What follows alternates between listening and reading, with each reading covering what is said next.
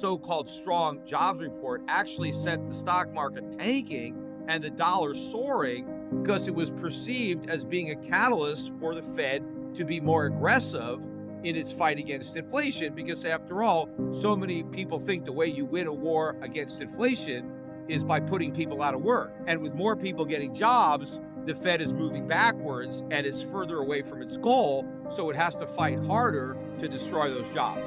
But in reality, you don't reduce inflation by putting people out of work.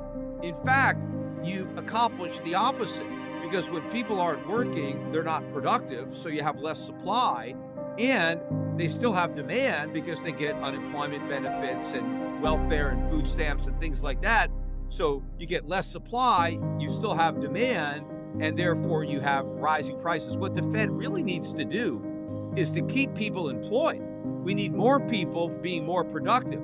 But what those employed people have to do is reduce their spending. So we don't want them to stop working. They got to keep working. They got to make stuff.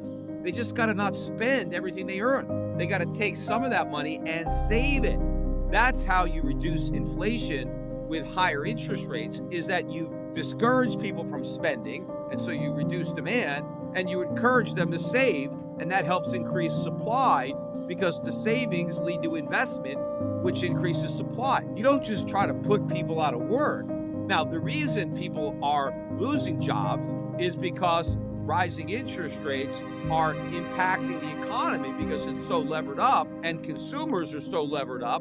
When interest rates go up, that immediately diminishes their capacity to spend, because now they're spending more on interest. But the problem is credit card debt is still at record highs, savings are at record lows. So despite the fact that the Fed has increased interest rates, it hasn't changed the behavior of Americans. They're still borrowing and spending like there's no tomorrow, and they're not saving anything for tomorrow. That's why the Fed is really making no headway in its feigned fight against inflation. It needs to raise interest rates up far more than it has, not to put people out of work, but to get people who are working to reduce their spending and increase their savings. But because all these jobs are a function of the bubble, people are losing jobs as a result of it, except they're not unemployed. They're losing good jobs and they're replacing them with crappy jobs. The point I'm making here is you don't raise interest rates to create unemployment or slow the economy. You raise interest rates to slow spending and increase savings, which actually leads to greater economic growth as the savings of those who are under consuming gets invested to expand plant and equipment and leads to greater production of goods, which leads to lower prices of those goods. And the fact that fewer people are spending reduces demand in the present for those goods. That's what needs to be done. But none of that is happening yet. So we know the Fed is losing its battle against inflation. Now, some people think it's winning because they've looked at a temporary decline in commodity prices and they think that means the worst is over. No, that is a transitory decline. We are just consolidating for the next leg up in commodity prices. And some people are looking at housing prices. Yes, they're going down.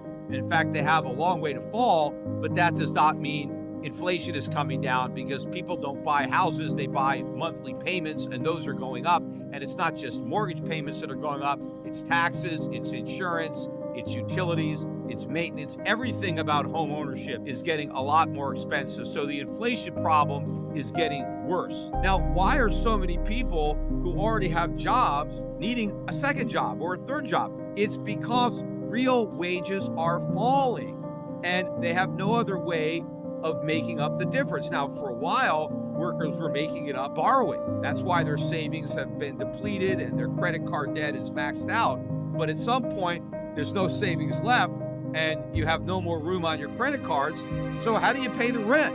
How do you put food on the table in an inflationary environment? Well, you go out and get another job. That's what's going on. And that does not mean the economy is strong. When you have all these people who are already working, who don't want to work anymore, but they're forced to work more, that is not a sign of a strong economy. This is a weak economy. In a strong economy, you only need one job.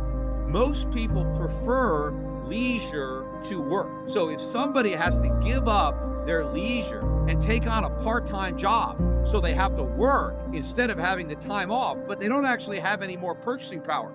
because their part-time job simply restores the purchasing power that they've lost at their full-time job. In fact, a lot of people are losing full-time jobs and they're replacing them with 2, 3, or 4 part-time jobs. They're trying to hobble together a career with multiple part-time jobs that collectively might not even pay as much as they used to earn, but that's the only way they could earn a living. Now, of course, you have a lot of Americans who aren't even working at all. They've dropped out of the labor force. That's why the labor force participation rate is so low. So what I think is happening here is some of the retired people who weren't working because they were trying to enjoy their retirement, they're having to come out of retirement because they can't afford to buy food or they can't afford to pay the electric bill or whatever. Everything is getting expensive.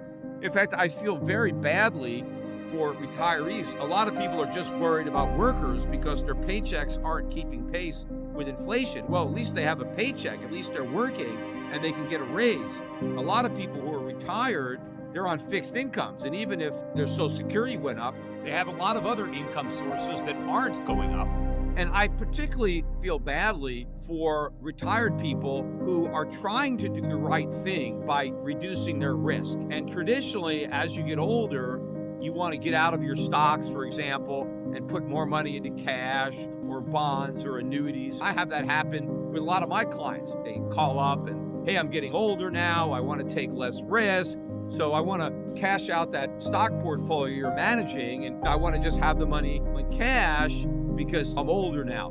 And what I always have to point out is the biggest risk is inflation. And inflation is going to wipe out a lot of older people. A lot of retired people are going to have to come out of retirement early because their money is going to retire long before they do.